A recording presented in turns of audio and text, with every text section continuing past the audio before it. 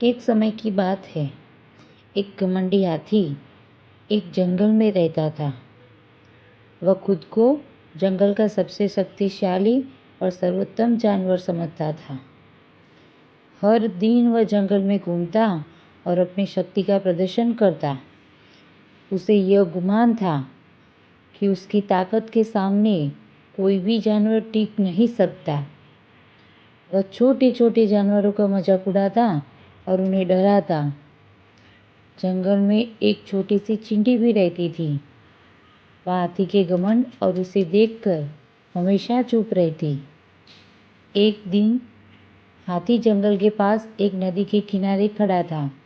उसकी नज़र सामने की एक छोटी सी चट्टान पर पड़ी जो पानी के बीच में थी।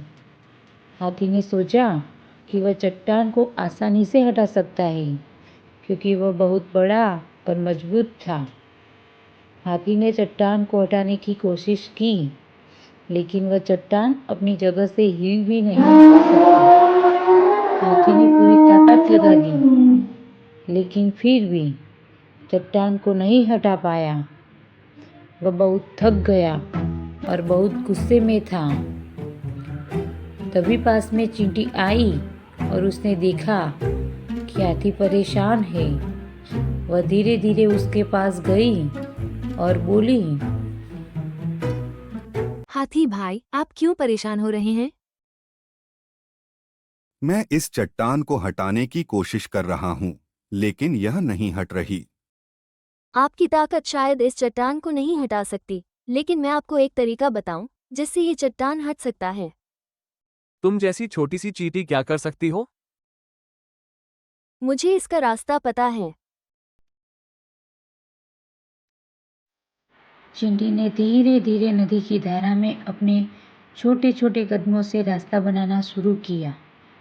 उसने चट्टान के चारों ओर छोटे छोटे रास्ते बना दिए, जिससे पानी धीरे धीरे चट्टान के नीचे से बहने लगा। कुछ समय बाद चट्टान खुद ही अपने स्थान से हिलने लगा। अब हाथी को समझ में आ गया कि ताकत से ज़्यादा समझदारी और धैर्य जरूरी तुमने होते सही हैं। कहा। अब मुझे समझ में आ गया कि केवल ताकत से कोई काम नहीं चलता।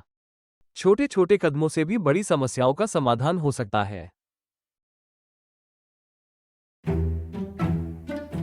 इस कहानी से हमें ये सीख लेनी चाहिए कि घमंड कभी भी किसी को अच्छा नहीं होता।